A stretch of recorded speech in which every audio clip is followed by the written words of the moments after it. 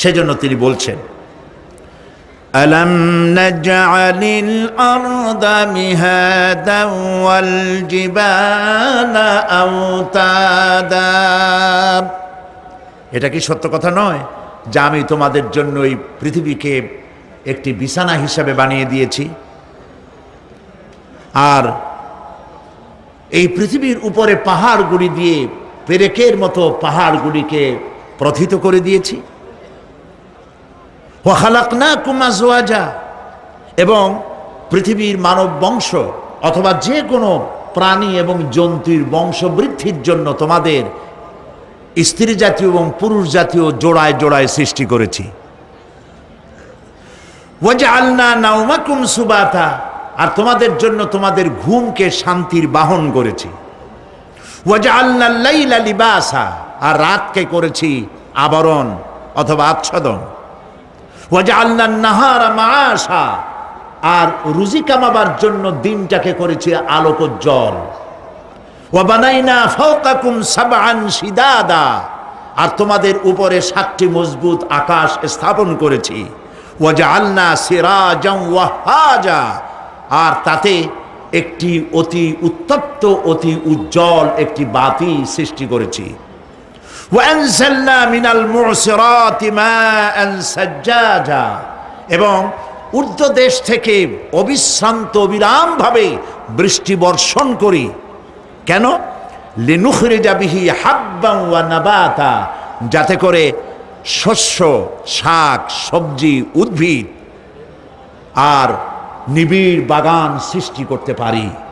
এই ছিল তেলাওয়াতকৃত আয়াতের শাব্দিক তর্জমা। আসুন এবার ব্যাখ্যায় চলে যাই। আল্লাহ পাক বলছেন, দেখো এই পৃথিবীটাকে, এই জমিনটাকে একটি বিছানা হিসাবে আমি বিছায় দিয়েছি, শান্তিময় আবাসভূমিতে পরিণত করে দিয়েছি এই পৃথিবীটাকে।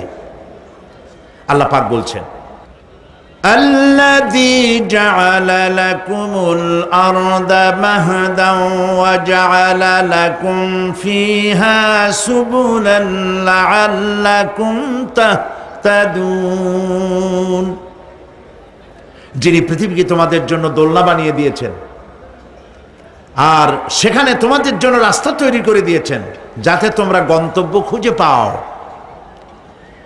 সূরা নাবার মধ্যে আল্লাহ পাক পৃথিবীকে বলেছেন বিছানা, আর সূরা আয-যুখরুফের মধ্যে বলেছেন দোলনা। পৃথিবীটাকে আল্লাহ কি বললেন? দোলনা।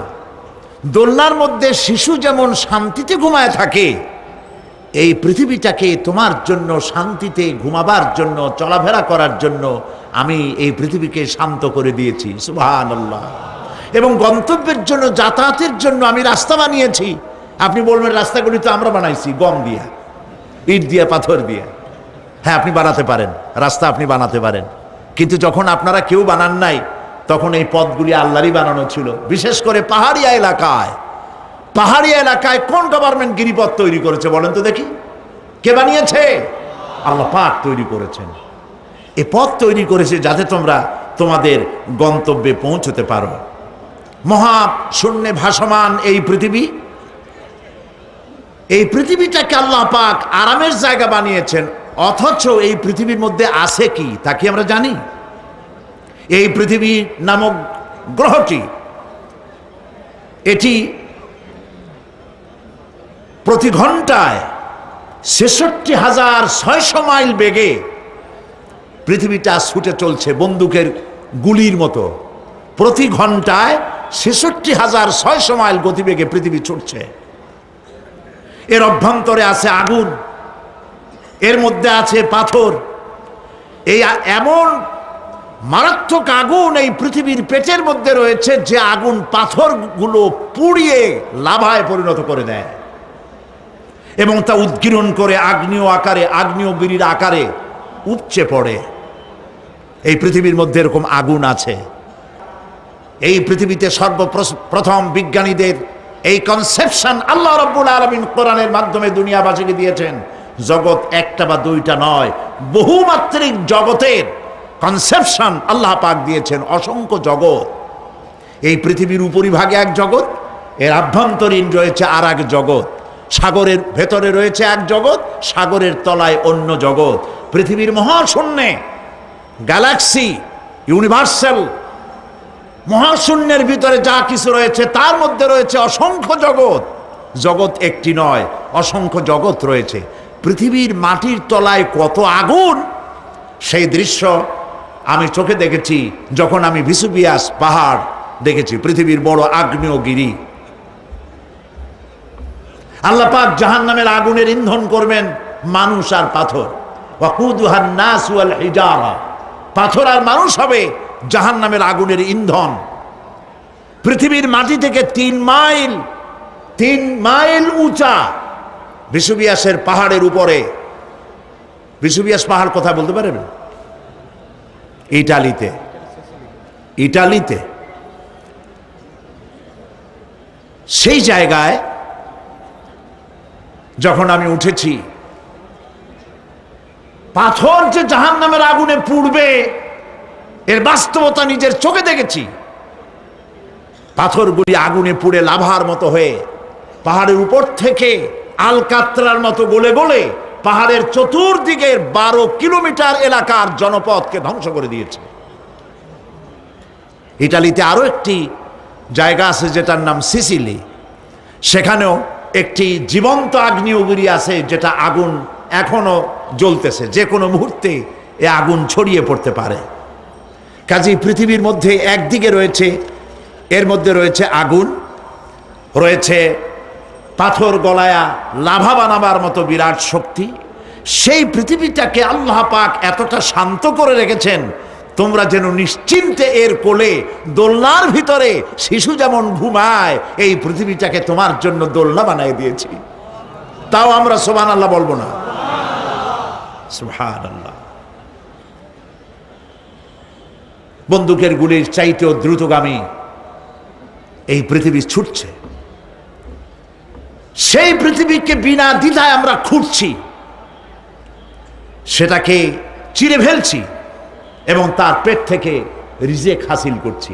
ঠিক কিনা বলে?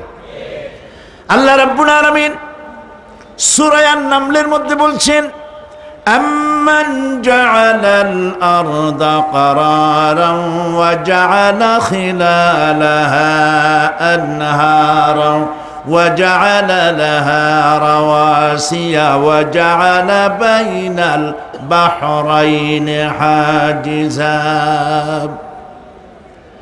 আর তিনি এই পৃথিবীর অবস্থান লাভের উপযোগী করে আল্লাহ পাক তোমার জন্য তৈরি করে দিয়েছেন, এবং এর মধ্যে নদ নদী আল্লাহ পাক সৃষ্টি করে দিয়েছেন, পাহাড়গুলিকে গেড়ে দিয়েছেন, আর পানির মধ্যে 2টি ধারা আল্লাহ সৃষ্টি করেছেন। পানির মাঝখানে একটা অন্তরাল সৃষ্টি করেছেন। এটি একটা তো আবিষ্কার হয়েই গেছে, সেটি হলো প্রশান্ত মহাসাগরের ভেতরে 4000 কিলোমিটার লম্বা, 2500 কিলোমিটার চওড়া প্রশান্ত মহাসাগরের ভিতরে একটি বিশাল এলাকা পাওয়া গেছে, যেটার পানি অত্যন্ত সুমিষ্ট সুমধুর, আর এর বাইরের পানিগুলি অত্যন্ত লবণাক্ত। সূরা আর-রহমানের মধ্যে আল্লাহ পাক বলেছেন, মারাজাল বাহরাইনি ইয়ালতাকিয়ান বাইনাহুমা বারযাখুন লা ইয়াবগিয়ান فبأي آلاء ربكما تكذبان। 2টি সমান্তরালে পানি প্রবাহিত হয়ে যাচ্ছে, 2টি ধারা। লোনা পানি মিষ্টি পানিকে লোনা বানাতে পারে না, মিষ্টি পানি লোনা পানিকে মিষ্টি বানাইতে পারে না, মাঝখানে কোনো পার্টিশন নাই। সুবহানাল্লাহ। আমার দেশের পদ্মা, গঙ্গা, যমুনা, মেঘনা এর মিষ্টি পানিগুলি ভাটি এলাকারে বঙ্গোপসাগরের নোনা পানির মধ্যে ছুটে যায়, আবার জোয়ারের টানে বঙ্গোপসাগরের মুখ তিতা হয়ে যায়, এমন নোনা পানি মিষ্টি দরিয়ার মধ্যে এসে ঢুকে যায়। কিন্তু বঙ্গোপসাগরের নোনা পানি মিষ্টি পানিকে নোনা বানাতে পারে না, আবার নোনা পানিগুলি মিষ্টি এলাকায় গিয়ে মিষ্টিরেও খারাপ বানাইতে পারে না। আল্লাহ রাব্বুল আলামিন বলেন এগুলি আমার আইন, মানে কার আইন? আফাগায়রা দীনিল্লাহি ইয়াবগুন ওয়ালাহু আসলামা মান ফিস সামাওয়াতি ওয়াল আরদি তাওআন ওয়া কারহা। আকাশে আর জমিনে যা কিছু আছে সব আনুগত্যের মস্তককে আমার সামনে অবনতি করে দিয়েছে। সুতরাং এর আমার আইন মানে, চাঁদ সূর্য গ্রহ নক্ষত্র আইন মানে কার? চিল্লায় বলুন। আল্লাহ পাক এই পৃথিবীকে সুন্দর করে সাজিয়ে দিয়েছেন, আবার এর মধ্যে তিনি মাঝে মধ্যে এই পৃথিবী একটু ভূমিকম্পন হয়, কিন্তু তা কোথাও কোথাও একসাথে না। একসাথে যদি সারা পৃথিবীতে ভূমিকম্প হইতো, সৃষ্টি জগতের অস্তিত্ব বিলুপ্ত হয়ে যেত। কথা বুঝতে পেরেছেন? এই জন্য আল্লাহ পাক বলেন ইন্না ফি খালকিস সামাওয়াতি ওয়াল আরদি ওয়া ইখতিলাফিল লাইলি ওয়ান নাহার লাআয়াতিন লিউলিল আলবাব। নিশ্চয়ই আকাশ এবং জমিনের সৃষ্টির ব্যাপারে আর রাত আর দিনের পরিবর্তনের ব্যাপারে যারা জ্ঞানবান তাদের জন্য রয়েছে আল্লাহ পাকের নিদর্শন। এই ঘূর্ণায়মান পৃথিবী নিয়মিত ঘুরছে, সূর্যের কাছে চলে যাচ্ছে, আবার দূরে সরে আসতেছে। আর এই ঘূর্ণায়মান আসে বলে, সূর্যের কাছে যায় আর আসে বলে এক এলাকায় রাত হয় আর এক এলাকায় দিন হয়। এখন বাংলাদেশে রাত 8:45, আর ঠিক একই সময় আমেরিকার নিউ ইয়র্কে এখন দিনের 9:15। যদি এরকম অবস্থা না হতো তাহলে এক এলাকার প্রাণীগুলি বাঁচত, অন্য এলাকার প্রাণীগুলি ঠান্ডায় ফ্রিজ হয়ে যেত। আমাদের এই পৃথিবী আল্লাহ পাকের এক অফুরন্ত নিয়ামত। এই অফুরন্ত নিয়ামত আল্লাহ পাক আমাদেরকে দিয়েছেন, আর এর মধ্যে এর অভ্যন্তরে রয়েছে মানুষের খাদ্য তৈরি করার মতো প্রাণ শক্তি মাটির মধ্যে আল্লাহ পাক দিয়েছেন। পৃথিবীটা এটি সূর্যকে আর চন্দ্রকে আল্লাহ পাক একটা নির্ধারিত মেজারমেন্ট করে রেখেছেন, একটা ঠিক সঠিক জায়গায় রেখেছেন। বিজ্ঞানীরা বলেছেন সূর্যর যে ডিগ্রিতে এখন আছে ওর থেকে কয়েক ডিগ্রি যদি নিচে নেমে আসতো, গোটা পৃথিবী জ্বলে পুড়ে ভস্ম হয়ে যেত। আবার সূর্যটা যেখানে আছে ওখান থেকে আরো কয়েক ডিগ্রি যদি উপরে উঠে যেত, তাহলে গোটা পৃথিবী ফ্রিজ হয়ে যেত, প্রাণী জগতের অস্তিত্ব শেষ হয়ে যেত। চাঁদ সম্পর্কে বলা হয়েছে চাঁদ যত ডিগ্রিতে আল্লাহ পাক স্থাপন করে রেখেছেন ওর থেকে কয়েক ডিগ্রি উপরে যদি উঠে যেত, গোটা পৃথিবী মরুভূমি হয়ে যেত। আর যদি কিছু নেমে আসতো, গোটা পৃথিবীতে জলোচ্ছ্বাস হয়ে পানিতে পৃথিবী ডুবে শেষ হয়ে যেত। তাও সুবহানাল্লাহ বলবো না? এ সমস্ত কুদরত কার? আল্লাহ পাক। আল্লাহ রাব্বুল আলামিন এরপরে বলছেন ওয়াল জিবালা আওতাদা, মাটিকে বানালাম বিছানা, আর এই বিছানাকে এটা যেন তোমাকে নিয়ে নড়াচড়া করতে না পারে সেই জন্য আমি পাহাড়গুলি পেরেকের মতো গেড়ে দিলাম। এখানে আছে যে পাহাড়কে পৃথিবীর মধ্যে পেরেকের মতো গেড়ে দিছি। কেন দিছি সেটি এসছে অন্য আয়াতে। আল্লাহ রাব্বুল আলামিন বলেন وَأَلْقَى فِي الْأَرْضِ رَوَاسِيَ أَن تَمِيدَ بِكُمْ। আল্লাহ পাক বলেন তিনি জমিনে পর্বতের নোঙ্গর পর্বতের পেরেক রকম করে এই পৃথিবীর মধ্যে গেড়ে দিয়েছেন, যেন পৃথিবীটা তোমাকে নিয়ে যেন হেলাদোলা করতে না পারে। এই পাহাড় পৃথিবীর ভারসাম্য রক্ষা করেছে। পাহাড়গুলি আজকে মানুষেরা কাটা শুরু করেছে ইন্ডাস্ট্রি বানাবার জন্য, বাড়িঘর বানাবার জন্য। পাহাড় যারা কাটছেন আত্মঘাতী কাজ করতেছেন। প্রকৃতির ভারসাম্য, এনভায়রনমেন্ট নষ্ট তো আমরাই করতেছি, ঠিক কিনা বলেন? কারা নষ্ট করতেছে? আমরা নিজেরাই করতেছি, আত্মঘাতী কাজ করছি। এই পৃথিবীতে কত পাহাড় দরকার, কত গাছ দরকার, কত পানি দরকার, সে কথা কে বলতে পারবেন? বলেন সবাই। আল্লাহ পাকের যা কিছু তিনি সৃষ্টি করেছেন সেগুলির উপরে হস্তক্ষেপ করা, কিছু কিছু জিনিসের উপরে হস্তক্ষেপ করা মারাত্মক আত্মঘাতী। পাহাড়গুলি দিয়ে এই সুউচ্চ পাহাড় শুধু খিল বানায় রাখছেন, আল্লাহ পেরেক বানায় রাখছেন। শুধু তাই নয়, এই পাহাড়ের উপরে পানি জমে থাকে বরফ হইয়া। আমরা যখন প্লেনে যখন যাই, ঢাকা এবং চিটাগং যে ফ্লাইটগুলি আসা যাওয়া করে, এগুলি 9,000, 10,000, 11,000 ফিট দিয়ে উচ্চতায় উড়ে আসে। কিন্তু আমরা যখন ইন্টারন্যাশনাল ফ্লাইটে উড়ি তখন সেগুলি চলে 35 থেকে 40,000 ফিট পর্যন্ত উচ্চতায় উড়ে যায়। পৃথিবী যে কত সুন্দর তা প্লেনে উঠলে বোঝা যায়। আর বাংলাদেশ যে কত সুন্দর মনোরম তা দেশের উপর থেকে প্লেনে উঠতে গেলে দৃশ্য দেখে, নয়ন অবিরাম দৃশ্য দেখে সেজদায় মাথা নত হয়ে আসে।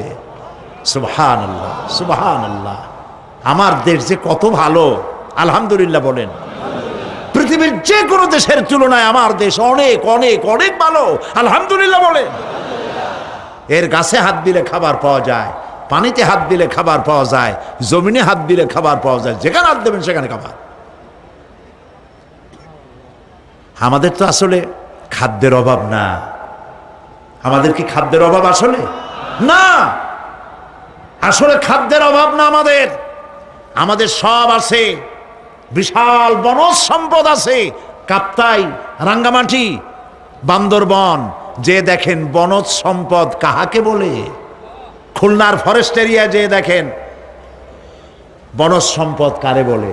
রয়েছে বনজ সম্পদ, রয়েছে খনিজ সম্পদ, রয়েছে পশু সম্পদ, রয়েছে মৎস্য সম্পদ, রয়েছে পানি সম্পদ, সর্বোপরি রয়েছে মানব সম্পদ। সব আছে। তাহলে মরি কেন? মরি সৎ লোকের অভাবে। আল্লাহ রাব্বুল আলামিন এই পৃথিবীতে মানুষগুলিকে সুন্দর করে সৃষ্টি করে তার খাওয়া, চলা ফেরা, ওঠা বসা সব কিছুকে একটি নিয়মতান্ত্রিক পদ্ধতিতে পরিচালিত করেছেন। এটা বুঝলে পরে কল্যাণ, না বুঝলে অকল্যাণ। আসল বক্তব্য ছিল কি? পাহাড়। প্লেনে ওড়ার সময় দেখেছি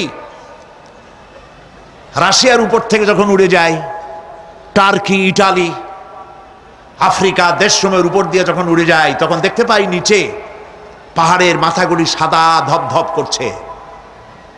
প্রথমে তো বুঝি নাই যেগুলি কি, পরে জিজ্ঞেস করে জেনেছি। যখন প্রথম বিদেশে গেছি তখন বুঝি নাই, তারপরে বুঝতে পারলাম এ হলো আল্লাহ পাকের সেই কথা যে পাহাড়ের উপরে আমি পানি জমায় রাখি। এই জমাকৃত পানি সূর্যের তাপে গলাইয়া পাহাড় থেকে পাদদেশে নামাইয়া ফসল উৎপাদিত করি যেখানে বৃষ্টি সম্ভব নয়। মানে বৃষ্টি যেখানে দেওয়ার প্রয়োজন নাই, সম্ভব নয় তা না, আল্লাহর কাছে অসম্ভব বলে কিছু নাই। কিন্তু কোথাও আল্লাহ পাক বৃষ্টি দিয়ে দেন, কোথাও সাগরের পানি, কোথাও খালের পানি, কোথাও নদীর পানি, কোথাও পাহাড়ের পানি দিয়ে এভাবে ব্যবস্থা করে দেন। এনভায়রনমেন্ট এগুলি নষ্ট করে ফেলছে। একটা দেশ আছে যার নাম, একটা মহাদেশ যার নাম অ্যান্টার্কটিকা। এই অ্যান্টার্কটিকা মহাদেশে কোনো মানুষ নাই, আছে শুধু পেঙ্গুইন। কি আছে কন্ত? পেঙ্গুইন। শুধু বরফ আর বরফ। এগুলি জমা করে রাখার মধ্যে রয়েছে আল্লাহ পাকের বিশেষ কুদরত, যা আল্লাহ পাক মানুষের জন্য তৈরি করে রেখেছেন। মানুষ বুঝতে পারে না। এনভায়রনমেন্ট নষ্ট করে ফেলার পরে এই বরফগুলি গলে যাচ্ছে, নষ্ট হয়ে যাচ্ছে। এরপরে আল্লাহ পাক বলছেন وَخَلَقْنَاكُمْ أَزْوَاجًا, আর এই পৃথিবীর বংশধারাকে, সৃষ্টিধারাকে ঠিক রাখার জন্য আমি তোমাদেরকে জোড়ায় জোড়ায় সৃষ্টি করেছি। সুবহানাল্লাহ। প্রত্যেকটি প্রাণীর ভিতরে স্ত্রী জাতীয় পুরুষ জাতীয় আছেই, আছে কিনা বলেন? এমন একটা নাম কোন যেখানে শুধু পুরুষ নারী নাই, স্ত্রী জাতীয় নাই, আছে নাকি? নাই। বংশধারা বৃদ্ধি করার জন্য প্রত্যেকটি প্রাণী আল্লাহ পাক বলছেন জোড়ায় জোড়ায় বানাইছি, তোমাদেরকেও আমি জোড়ায় জোড়ায় বানিয়েছি। আর কি করেছি? আল্লাহ পাক বলছেন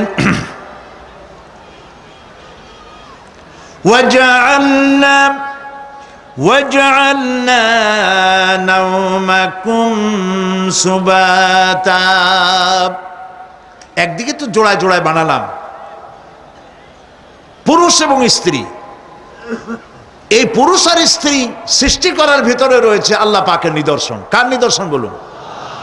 কোরআনে কারিমে আল্লাহ পাক বলেন وَمِنْ آيَاتِهِ أَنْ خَلَقَ لَكُم مِّنْ أَنفُسِكُمْ أَزْوَاجًا لِتَسْكُنُوا إِلَيْهَا وَجَعَلَ بَيْنَكُم مَّوَدَّةً وَرَحْمَةً إِنَّ فِي ذَلِكَ لَآيَاتٍ لِقَوْمٍ يَتَفَكَّرُونَ। আর আল্লাহ পাকের অসংখ্য নিদর্শনের মধ্যে এটিও নিদর্শন যে তিনি তোমাদের থেকে তোমাদের জোড়া সৃষ্টি করেছেন, তোমাদের স্ত্রী বানাইছেন। কেন? লিতাসকুনু ইলাইহা, যাতে করে তুমি তার কাছ থেকে তোমার মনের প্রশান্তি, সেও এবং তুমিও উভয়ের কাছে মনের প্রশান্তি খুঁজে পাও। ওয়াজআলা বাইনাকুম মাওয়াদ্দা, আর আল্লাহ পাক তোমাদের মধ্যে সৃষ্টি করেছেন ভালোবাসা। ওয়া রাহমা, আর পরবর্তী সময় সৃষ্টি করেছেন দয়া এবং করুণা। লিতাসকুনু ইলাইহা বলতে বোঝানো হয়েছে যে এই ব্যবস্থা আপনি আপনি হয়নি, এটি একটি উদ্দেশ্যকে লক্ষ্য করে হয়েছে। একে অপরের নিকটে যেন শান্তি পায়, প্রশান্তি পায়, একজন আরেকজনের কাছে পূর্ণ মাত্রায় তাই মিলিত হওয়ার জন্য নির্জন পরিবেশের আশ্রয় নেয়। আর এভাবে করি আল্লাহ পাক মানব বংশের এই ধারাকে অব্যাহত রেখেছেন। সুবহানাল্লাহ। ওয়া জাআলা বাইনাকুম মাওয়াদ্দা, আর তোমাদের মধ্যে আল্লাহ পাক ভালোবাসা সৃষ্টি করেছেন। এই কথা বলার এর ব্যাখ্যা কি? ভালোবাসা সৃষ্টি করেছেন এর ব্যাখ্যা এরকম হতে পারে, কয়েক রকম। আমি যেটা জেনেছি সেটি হচ্ছে এরকম, ভালোবাসা সৃষ্টি হওয়ার তো কথা ছিল না। এক পর্যায়ে ভালোবাসা থাকবে কোনো একটি বিশেষ সময়, বাকি সব সময় ঝগড়া হবে, এটাই হওয়া স্বাভাবিক ছিল। ধরুন মেয়ের বাড়ি চট্টগ্রাম, ছেলের বাড়ি বরিশাল। মেয়ে শুটকি খেতে খুব পছন্দ করে, ছেলের গন্ধও সহ্য করতে পারে না। মেয়ে বলে খড়ে জাত দে, আর ছেলে বলে যে কমে যাও। মানে একজন আর একজনের ভাষার সাথে মিল নাই। কথা ঠিক কিনা বলেন? ভাষার সাথে মিল নাই, রুচির সাথে মিল নাই। একজনের টক পছন্দ করে আর একজনের টক সহ্য করতে পারে না, আর একজনের শুটকি খায় আর একজনের শুটকি পছন্দ করে না। কাজী রুচি আর অভ্যাস ইত্যাদি দিয়ে সারাদিন স্বামী স্ত্রীর মধ্যে ঝগড়া হওয়া স্বাভাবিক ছিল, ঠিক না? আল্লাহ পাক বলেন সেখানে আমি এই স্বামী স্ত্রী যখন হয়ে যায় তখন দুজনের মধ্যে আমি ভালোবাসার সৃষ্টি করে দেই। আর সে ভালোবাসা এমন পর্যায়ে চলে যায় স্ত্রী তার স্বামীর জন্য জীবন দিতে চায়, স্বামী তার স্ত্রীর জন্য জীবনের সব কিছু উজাড় করে দিতে চায়। ওয়া জাআলা বাইনাকুম মাওয়াদ্দা, এরপরে সৃষ্টি করি রাহমা। ওই ভালোবাসা ছিল যৌবন কেন্দ্রিক, বিশেষ এক উদ্দেশ্যকে সামনে রেখে। কিন্তু যখন যৌবনে ভাটি লাগলো তখন ওই উদ্দেশ্য আর থাকলো না। তখন আল্লাহ পাক বলেন এই সময় তো দুজনের মধ্যে রাগারাগি, খেসাখেসি ইত্যাদি হয়, স্বাভাবিক ছিল, কিন্তু তা হইল না। আমি রহমত দিলাম, করুণা দিলাম। এখন বুড়ারে ছাড়ে বাঁচে না, আর বুড়াও বুড়িরই ছাড়া বাঁচে না। তাও আমরা সুবহানাল্লাহ কব না? প্রিয় ভাই সব, আমি বুঝতে পারছি আপনারা বলেন ঠিকই, তবে শুনতে শুনতে মোহমুগ্ধ হয়ে বলার সময় পান না। জি আলহামদুলিল্লাহ, বলি আলহামদুলিল্লাহ। তো আল্লাহ রাব্বুল আলামিন পরস্পরের মধ্যেই ভালোবাসা সৃষ্টি করলেন। এটি আল্লাহ পাকের আয়াত। এটা আল্লাহ পাকের কি বলুন? আয়াত মানে কি? নিদর্শন। এরপরে রাব্বুল আলামিন বলেন ওয়াজআলনা নাওমাকুম সুবাতা, আর আমি তোমাদের জন্য ঘুমকে করেছি শান্তির বাহন।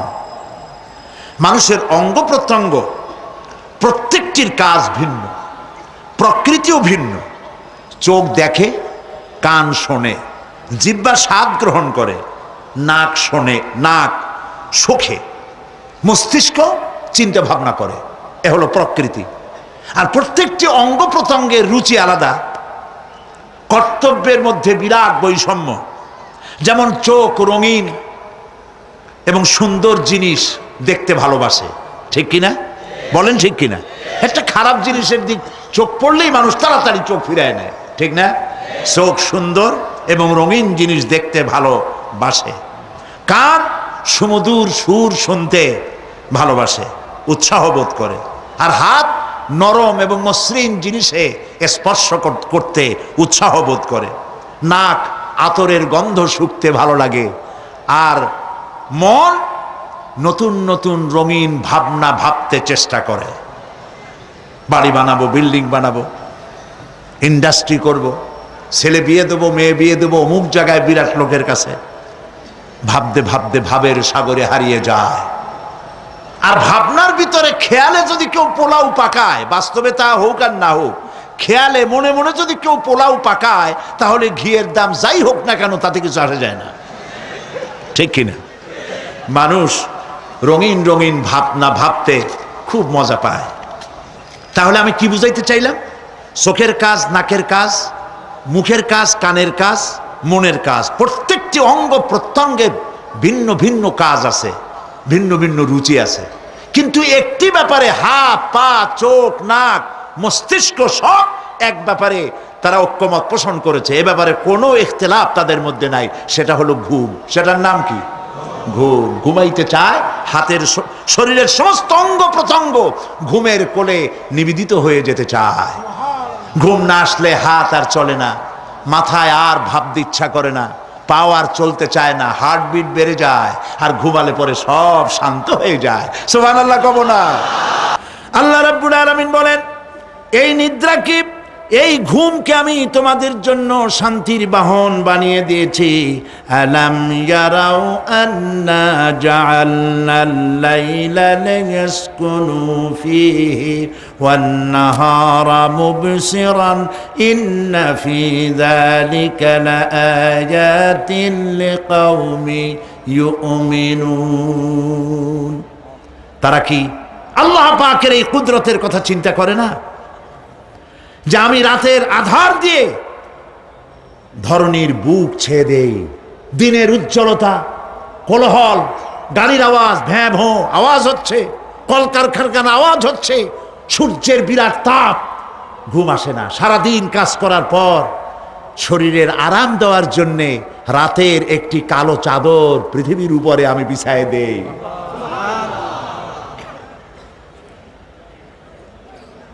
আর মানুষ আরাম গ্রহণ করে। শুধু মানুষ না, সব প্রাণী আরাম গ্রহণ করে। সুবহানাল্লাহ।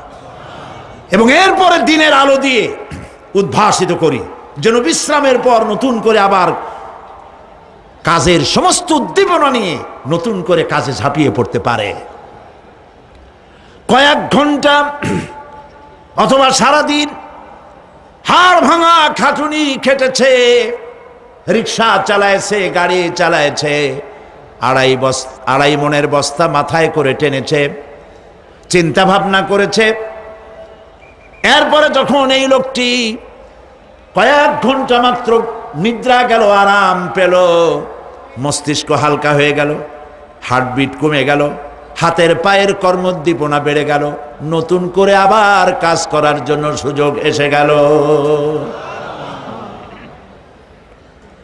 দুনিয়ার মানুষকে কর্মক্ষম রাখার জন্য আল্লাহ পাক ঘুমকে বানিয়েছেন নিয়ামত। সুবহানাল্লাহ বলেন। ওয়া মিন আয়াতিহি মানামুকুম বিল-লাইলি ওয়ান-নাহারি ওয়াবতিগাউ মিন ফাদলি। আল্লাহ পাক বলেন, তোমাদের রাত আর দিনের বেলায় নিদ্রা যাওয়া, এবং এটাই হচ্ছে তার অনুগ্রহ। রাত আর দিনের নিদ্রা যাওয়ার পরে আমার অনুগ্রহ অর্থাৎ রিজেক তালাশ করার জন্য শরীরের ভিতরে, মনের ভিতরে, হাত পায়ের মধ্যে কর্মের উদ্দীপনা আমি তোমাদের দিয়ে দেই। মহাবিজ্ঞানী আল্লাহ রাব্বুল আলামিনের এই বিশাল কুদরত এবং দয়া যে মানুষকে তিনি ক্লান্তি দূর করার জন্য তিনি ঘুম দিয়েছেন, আলহামদুলিল্লাহ বলি। অনেক মানুষ আছে ঘুমাইতে পারে না, ঘুমাবার জন্য ফেনার গান খায়, ঘুমাবার জন্য ভ্যালিয়াম খায়, সিডাক্সিন খায়, রিল্যাক্সিন খায়, কত অ্যাক্সিন, অক্সিজেন, কত কিছু খায়, তারপরেও ঘুম আসে না। এই ঘুম যার আসে না বিরাট নিয়ামত থেকে বঞ্চিত। ঘুম একটি নিয়ামত, আলহামদুলিল্লাহ বলি, আলহামদুলিল্লাহ বলি। বিশাল নিয়ামত ঘুম। আল্লাহ যে সমস্ত নিয়ামত আমাদের জন্ম থেকে শুরু করে এ পর্যন্ত বডির মধ্যে দিছেন, মৃত্যুর আগে আল্লাহ যেন একটিও কেড়ে না নেন, বলি আমিন। আল্লাহ রাব্বুল আলামিনের পরে বলেন, ওয়াজআলনা আল-লাইলা লিবাসা ওয়াজআলনা আন-নাহারা মাআশা। আর রাতকে করেছি আচ্ছাদন, আবরণ, দিনকে রুজি কামাবার জন্য ব্যবস্থা করে দিয়েছি। দিনের বেলা রুজি কামাবেন, দিনের বেলায় ঘুমায় থাকবেন না। বহুত মানুষ আছে সকালবেলায় ঘুম দিল, 12টা 1টা বাজে গেল। উর্দুতে ছোটবেলায় পড়েছিলাম, জিসনে সোয়া উসনে খোয়া, যে ঘুমাইলো সব সর্বনাশ করলো। অসময় ঘুমানো, অসময় ঘুমানো সর্বনাশ হয়ে যাবে সব। এই জন্য আল্লাহ পাক বলেছেন দিনটারে বানাইছি রুজি কামাবার জন্য। রুজি কামাও, রুজি কামানো এটাও একটা ইবাদত। রুজি কামানো কি? হালাল রুজি কামাবেন, ইবাদত। আপনি যে আপনার স্ত্রীকে একটা ব্লাউজ কিনে দেন, কাপড় চোপড়, প্রয়োজনীয় কসমেটিক্স কিনে দেন, আপনি যে বাজার ঘাট করেন, সব হালাল পয়সা যদি হয় সাদকা দেওয়ার মতো সমান সওয়াব হবে। রুজি কামাইতে হবে, এটা আল্লাহ পাকের হুকুম, রুজি কামাও। ফাইদা কুদিয়াতিস সালাত ফান্তাশিরু ফিল আরদ ওয়াবতাগু মিন ফাদলিল্লাহ। সুবহানাল্লাহ বলে। নামাজ যখন শেষ হয়ে গেল, ফাইদা কুদিয়াতিস সালাত, নামাজ যখন শেষ হয়ে গেল, ফান্তাশিরু ফিল আরদ, তখন জমিনে ছড়িয়ে পড়ো আর আমার অনুগ্রহ, রিস্ক অনুসন্ধান করো। সুবহানাল্লাহ। মসজিদে বসে বসে খালি তসবিহ টিপতে থাকো না, কাজের সময় কাজ করো। অফিস থেকে বলে আসছে জোহরের নামাজ পড়তে যাই, জোহরের নামাজ পড়িয়ে তারপর নফল পড়া শুরু করছে, এরপরে দোয়া দুরূদ পড়া শুরু করছে। 1 ঘন্টা অফিসের সময় নষ্ট করেছেন।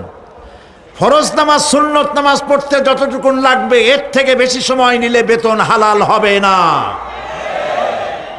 আপনি মিথ্যা কথা বলে, মিথ্যা ছুটি নিয়ে দিনের কাজ করতে পারেন না। আপনার রুজি হালাল হইতে হবে। আপনার নফল নামাজ পড়া দরকার, রাত পড়ে আছে, রাতের বেলা গিয়ে জনমের মতো নফল পড়েন, কে নিষেধ করবে? মনে থাকবে কথা?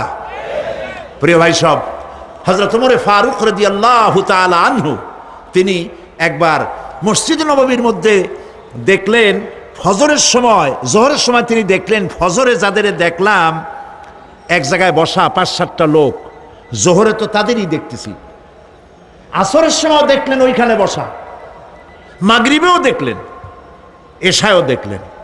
এশার নামাজের পর তিনি প্রশ্ন করলেন, তোমরা কারা? বলল যে আমরা হলাম দূরের থেকে আসছি, মসজিদে নববী শ্রেষ্ঠ মসজিদ, এখানে বসে বসে আল্লাহর জিকির আজগার করি। তো আল্লাহর জিকির আজগার করো, নামাজ পড়ো, খাও কি? কাজে কিছু লোক আছে ওরা মেহেরবানি করে রান্না করে আনিয়া আমাদের খাওয়াইয়া যায়।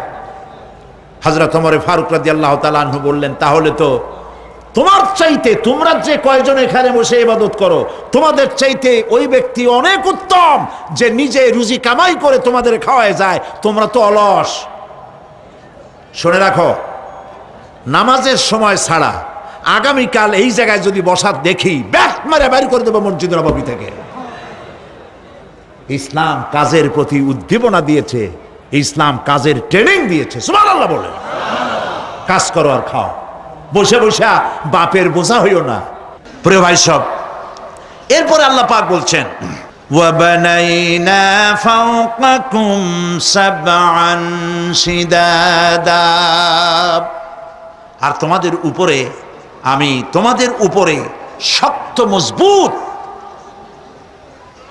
7টি আকাশ সৃষ্টি করেছি। সুবহানাল্লাহ।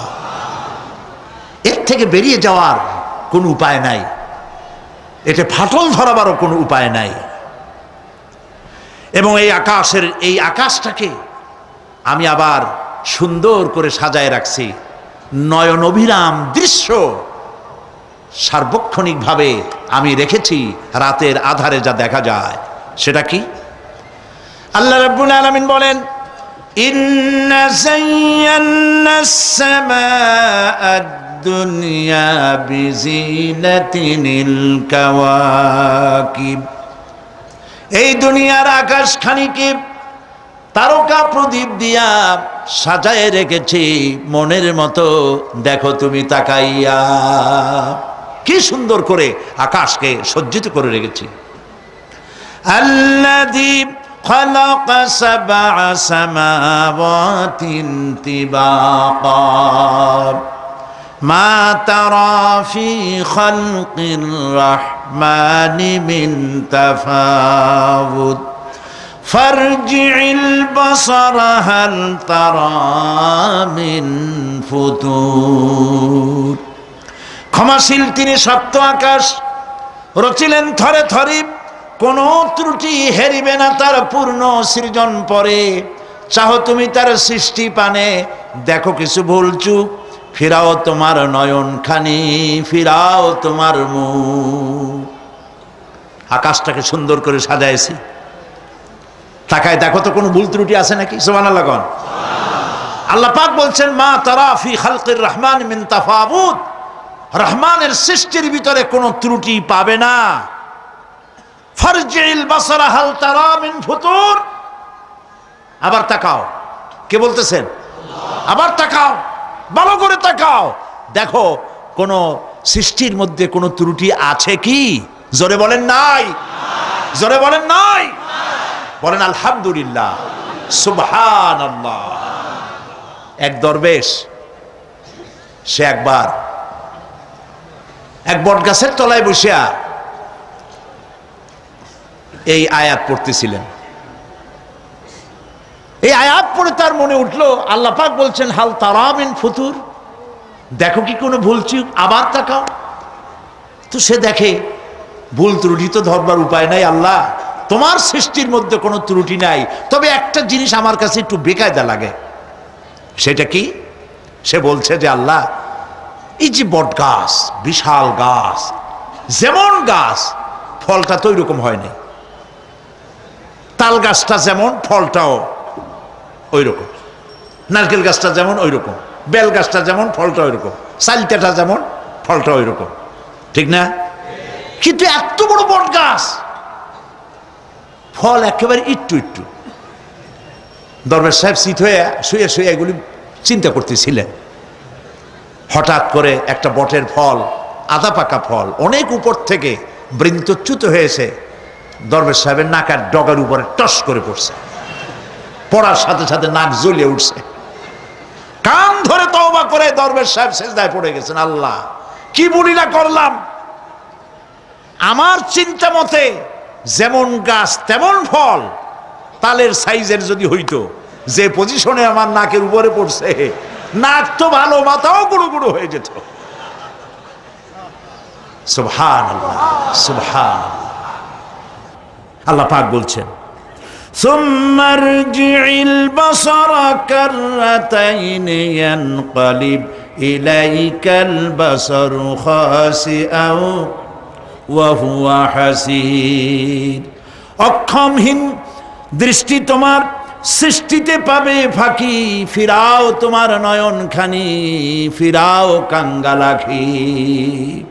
আমার সৃষ্টি নৈপুণ্যতার দিকে যতবার তাকাও না কেন, আমার সৃষ্টির ভিতরে কোনো ত্রুটি তুমি দেখতে পাবে না। এই জন্য নবীজি বলেছেন, আল্লাহ রাব্বুল আলামিনের সৃষ্টির কলাকুশলতার প্রতি কেউ যদি একবার গবেষণা করে, একটা ঘন্টাও যদি কেউ চিন্তা করে, কয় ঘন্টা? একটি ঘন্টা আল্লাহর সৃষ্টি নৈপুণ্যতা সম্পর্কে একটি ঘন্টা যদি কেউ চিন্তা করে, গবেষণা করে, নবীজি বলেছেন ওই বান্দার আমল নামায় আল্লাহ পাক 60 বছরের নফল ইবাদতের সওয়াব লিখে দিবে। চিন্তা করো, গবেষণা করে, শ্রদ্ধায় মাথা নত হয়ে আসবে, আপনাতেই সেজদা করবে। সুবহানাল্লাহ। এরপরে আল্লাহ পাক বলেন ওয়াজআলনা সিরাজান ওয়াহাজা,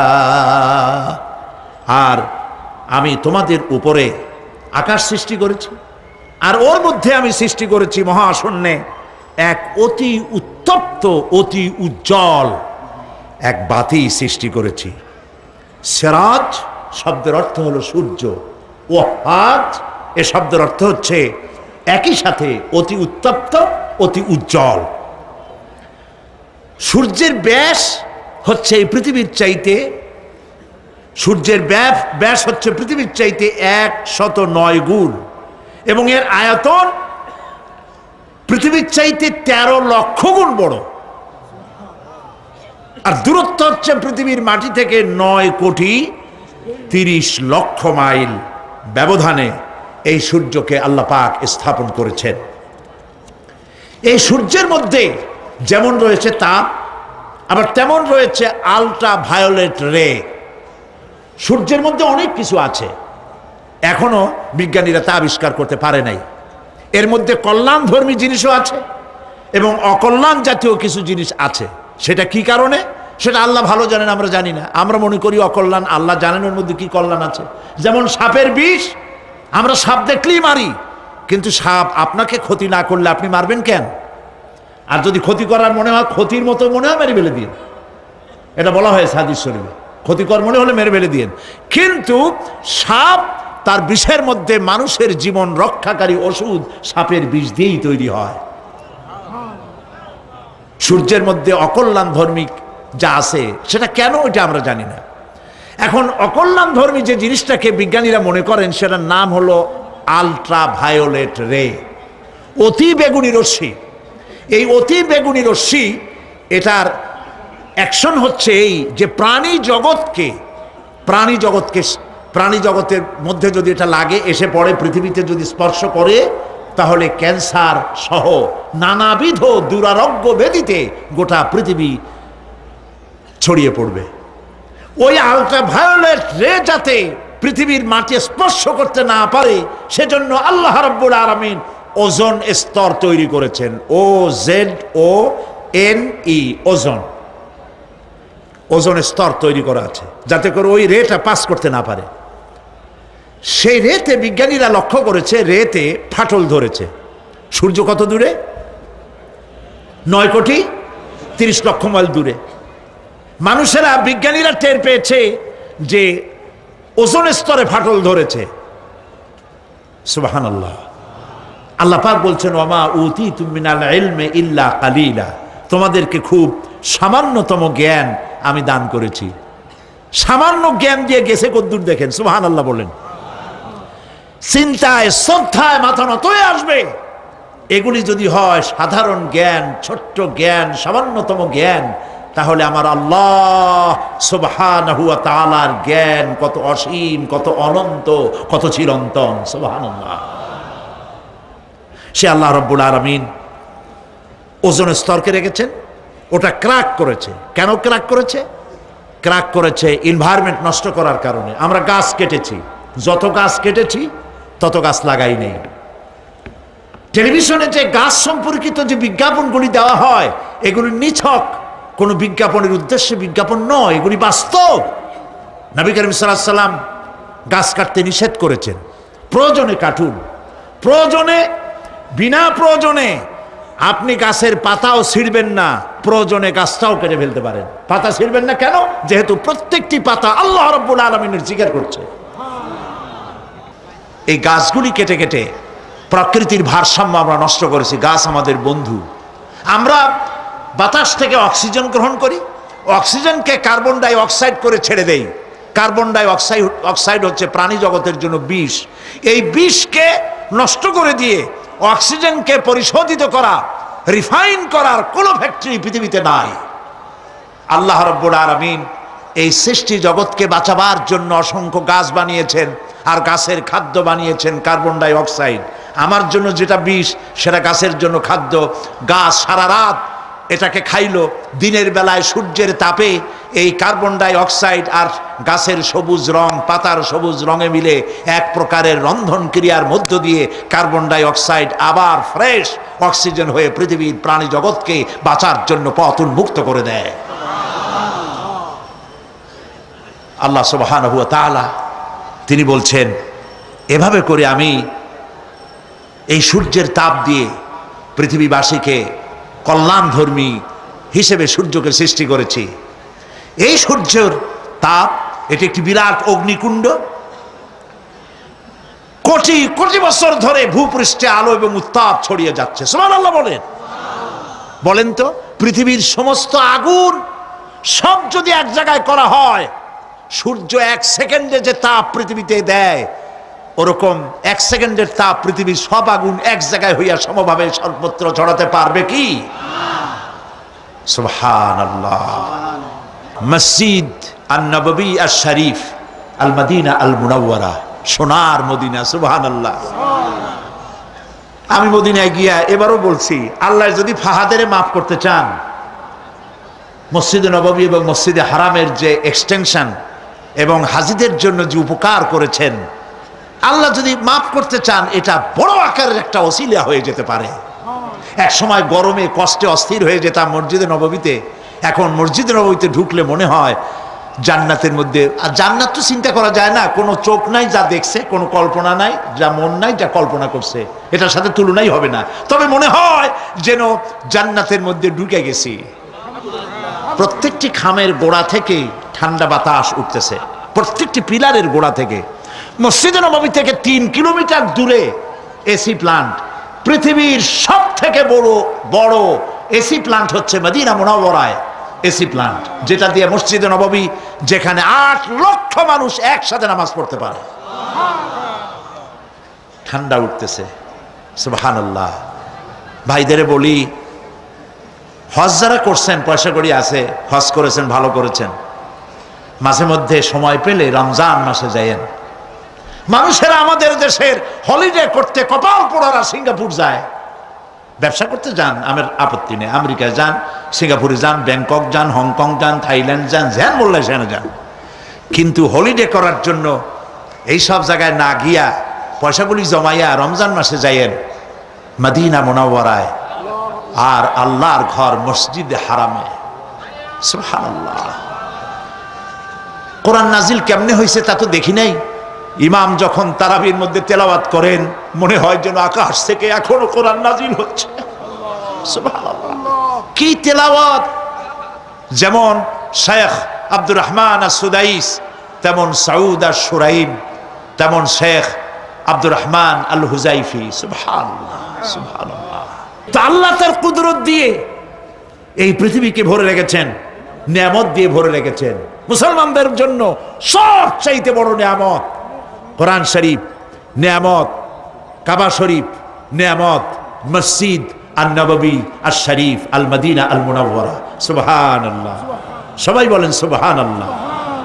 আল্লাহ রাব্বুল আলামিন বলছেন, وأنزلنا من المعصرات ماء ثجاجا। আমি আকাশ থেকে তোমাদের জন্য অবিশ্রান্ত বিরাম ভাবে বৃষ্টি বর্ষণ করি। কেন? লিনুখরিজা বিহি হাব্বান ওয়া নাবাতা ওয়া জান্নাতিন আলফাফা। আকাশ থেকে বৃষ্টি বর্ষণ করি যাতে করে শাক সবজি, শস্য দানা, খাদ্য এই জমিন তোমাদেরকে উৎপাদিত করে দেয়। আলহামদুলিল্লাহ। সেই জন্য আল্লাহ পাক বলছেন, দেখো আকাশ থেকে যে পানিটা নাজিল করলাম, বৃষ্টি দিলাম, এই বৃষ্টির পানি আনলাম কই থেকে? সমুদ্র থেকে। সমুদ্রের পানি মিষ্টি না নোনা? জবাব দেন না। আকাশ থেকে যখন পড়ে তখন এটা কি মিষ্টি, নোনা না মিষ্টি? আল্লাহ রাব্বুল আলামিন বলেন, আফরাআইতুমুল মাআল্লাযী তাশরাবুন আনতুম আনজালতুমুহু মিনাল মুজনি আম নাহনুল মুনজিলুন। তোমরা যে পানি পান করো, এই পানি আকাশ থেকে কে নাযিল করে? তোমরা করো না আমি আল্লাহ করি? কে করে বলেন? আল্লাহ পাক বলছেন, লাউ নাশাউ জাআলনাহু উজাজান ফালাউলা তাশকুরুন। ইচ্ছে করলে এই পানিগুলি কি লবণাক্ত আকারে নাজিল করতে পারতাম, আমি মিষ্টি করে নাজিল করে দিলাম, কেন বান্দা আমার শুকর আদায় করো না? নুন অবস্থায় যদি নাজিল হতো সমস্ত ফসল তোমাদের ধ্বংস হয়ে যেত। এখন আপনি বলতে পারেন যে আল্লাহ পাক, আল্লাহ তাআলা তিনি আকাশ থেকে পানি না দিলে আমাদের অসুবিধা কি? মানুষ তো নানান রকম চিন্তা করে, পানি না দিলে তো কি অসুবিধা? আমার খালে পানি, আমার বিলে পানি, আমার কুয়ায় পানি, আমার টিউবওয়েলে পানি, পানি না দিলে ক্ষতি কি?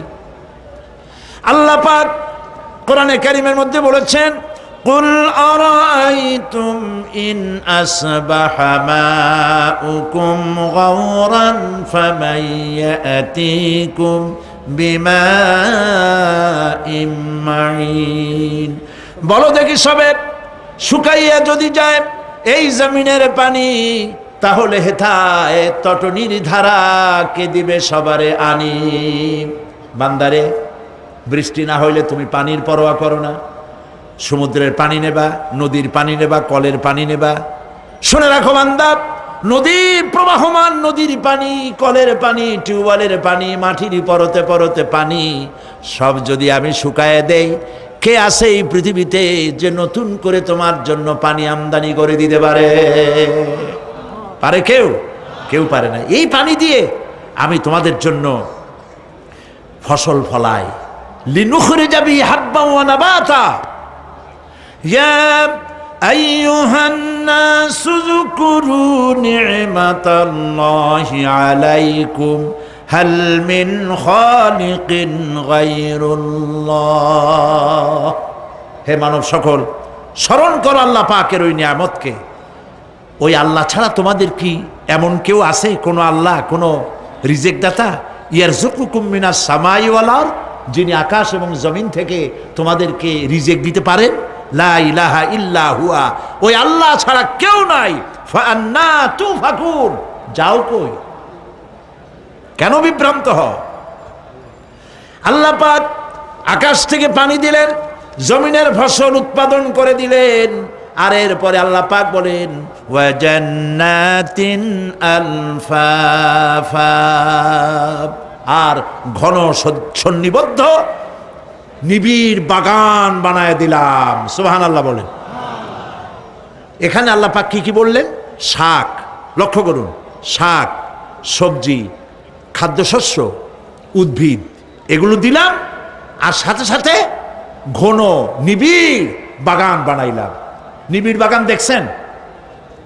দেখেন নাই, বোঝেন নাই, তাই দেখেন নাই, তা নাহলে দেখছেন। কক্সবাজার যাওয়ার সময় দেখেন না, গাছের রাস্তার দুই ধারে কত গাছ, দেখছেন কি না? রাঙ্গামাটি যাওয়ার সময়, বান্দরবনে যাওয়ার সময়, কার বাবা এই গাছগুলি লাগাইছে? কোন? কে লাগিয়েছে? আল্লাহ। চিল্লায় বলেন, কে লাগিয়েছে? পাহাড়ের গাছ কি আপনি লাগাইছেন? তো কথা কইতে পারলেন না কেন? কে লাগিয়েছে? আল্লাহ পাক। সুন্দরবন ফরেস্ট এরিয়া দেখছেন কোনোদিন? না দেখলে যাইয়েন, দেখে এসেন। বিশাল এরিয়া, বঙ্গোপসাগরের কিনারা দিয়া খুলনা, সাতক্ষীরা, এই বিরাট অঞ্চল, বরিশাল, খুলনা, সাতক্ষীরা, পটুয়াখালী, বিরাট এরিয়া নিয়ে রয়েছে সুন্দরবন, শত শত মাইল। সুবহানাল্লাহ বলে। বিশাল গাছ, গাছের এরিয়া। এই গাছগুলি কে লাগাইছে? জোরে বলেন, কে লাগাইছে? এই গাছগুলি নার্সিং করেন কে? একটা জিনিস দেখে আমি অবাক হয়ে গেছি, সেটা হলো এখানে বহু রকমের গাছ আছে। সুন্দরী কাঠ, পশুরি, বাইন, গেওয়া, গোল, অনেক রকমের গাছ আছে, যেখানে সুন্দরী গাছ সব সুন্দরী গাছ, যেখানে গেওয়া, যেখানে বাইন, যেখানে গোল গোল পাতা সব সেখানে সেইগুলাই, অথচ কেউ যে গাছগুলি লাগাই দিয়ে আসে নাই। আরেকটা অসুবিধা, আরেকটা জিনিস হচ্ছে এই জোয়ারের সময় এই এলাকা ডুবে যায়, 1 হাত 1.5 হাত পানি হয় গাছের গোড়ায়। যে ফলগুলি পড়ছিল গাছ দিয়া, এই ফলগুলি ভাটির টানে চলে গেল, নিচে নেমে গেল, নদীতে নেমে গেল, আবার জোয়ারের টানে উঠে আসলো, পানিতে ভেসে ভেসে ফলগুলি ভারী হয়ে গেল, এক সময় ভাটির টানে আর গেল না। এই গাছগুলিকে সুন্দরী গাছের মধ্যেই সুন্দরী ফল, বাইনের মধ্যে বাইনের ফল কে সাজাইয়া এই সুন্দর বাগানগুলি বানাইলো? চিল্লায় বলো। ওয়া জান্নাতিন আলফাফা, ঘন নিবিড় সন্নিবদ্ধ বাগান আমি সৃষ্টি করেছি। সুবহানাল্লাহ বলে। এই গাছগুলি মানুষেরা জন্মের খাওয়া খায়। বন বিভাগে যারা দায়িত্বে থাকে মনে করে শ্বশুরের লাগানো গাছ, বাজানের লাগানো গাছ, সমানে কাছে চোরের মতো বিক্রি করে। এরা ডাকাত, এরা চোরের চাইতেও নিকৃষ্ট যারা গাছ চুরি করে। আল্লাহ পাক জানেন মানুষের খাসলাত। এই ফরেস্ট বিভাগে, বন বিভাগে যারা চাকরি করেন সব খারাপ আমি তা বলবো না, ভালো মন্দ মিলেই আছে। কিছু আছে জন্মের খাওয়া খায়, ঘুষ খায় আর গাছগুলো বেচে ছাড়িয়ে দেয়, সর্বনাশ করে দেয়। আল্লাহ পাক তার মানসা, তার মর্জি মোবারক হচ্ছে এই যে গাছগুলি যেন বংশ অনুক্রমে পৃথিবীর মানুষ বছরের পর বছর, শতাব্দীর পর শতাব্দী, সহস্রাব্দীর পর সহস্রাব্দী যেন ভোগ দখল করতে পারে। সেজন্য আল্লাহ রাব্বুল আলামিন এই বন জঙ্গল রক্ষা করার জন্য নিজস্ব গার্ড বাহিনী রেখে দিয়েছেন। চিন্তা করছেন সেই গার্ড বাহিনী কারা? বন্য হাতি, রয়্যাল বেঙ্গল টাইগার, বড় বড় সাপ। আপনারা যান, যায় দেখবেন সালাম কেমনে দেয়। রয়্যাল বেঙ্গল টাইগার জীবিত মানুষ খায় না। তার অর্থ কি? তার অর্থ হলো বাঘের মুখোমুখি মানুষ যখন হয় তখন বাঘের চেহারা দেখে মানুষের রুহু গলার কাছে এসে যায়, আধমরা তখনই হয়। এরকম জীবনে আমার এক পজিশন হয়েছিল। লন্ডনে আমাকে আমার ভক্তরা বলল যে সাফারি পার্ক আমাকে দেখাবে। তখন চলো সাফারি পার্ক কি? কয় যে সব জন্তু জানোয়ার ছাড়িয়ে দেওয়া, ওর মধ্যে দিয়া গাড়ি নিয়ে যেতে হবে। তাই বললাম থাবা দিয়ে যদি গাড়ির গ্লাস গ্লাস ভাঙে?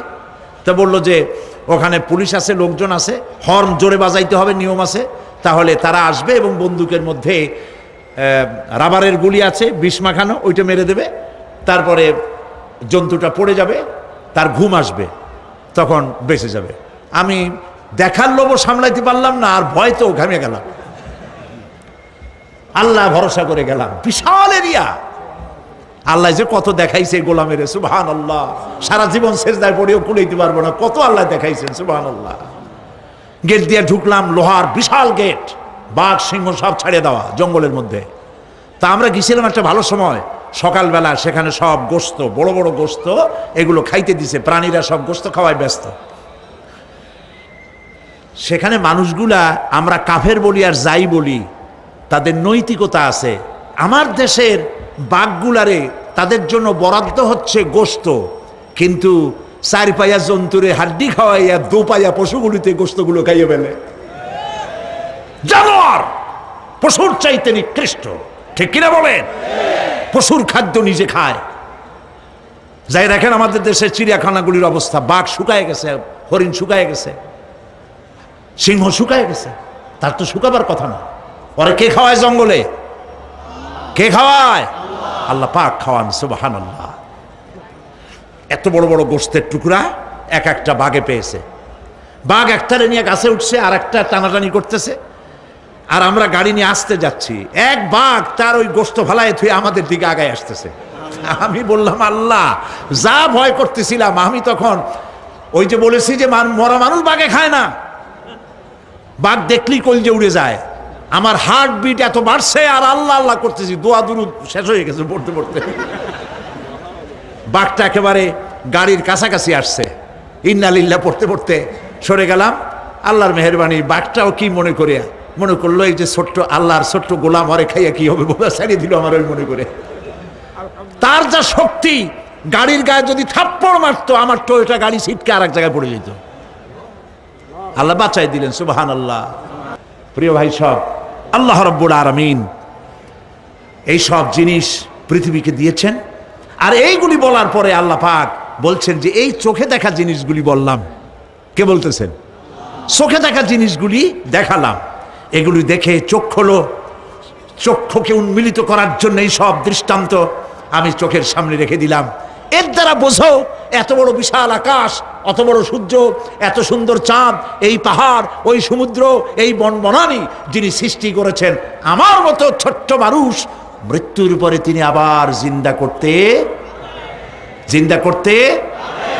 করতে जगह जी लगाने के लिए ये दुनिया नहीं है, जगह जी लगाने के लिए ये दुनिया नहीं है, ये इबरत की जा है तमाशा नहीं है।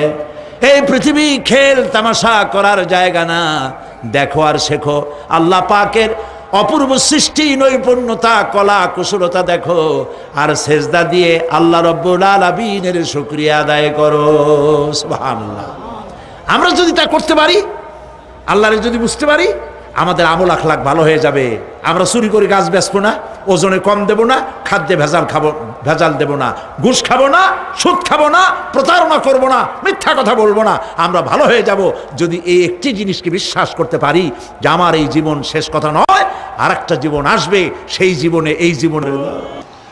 সুবহান রাব্বিকা রাব্বিল ইজ্জাতি আম্মা ইয়াসিফুন ওয়া সালামুন আলাল মুরসালিন والحمد لله رب العالمين واجعل آخر كلامنا عند الموت لا إله إلا الله محمد رسول الله. السلام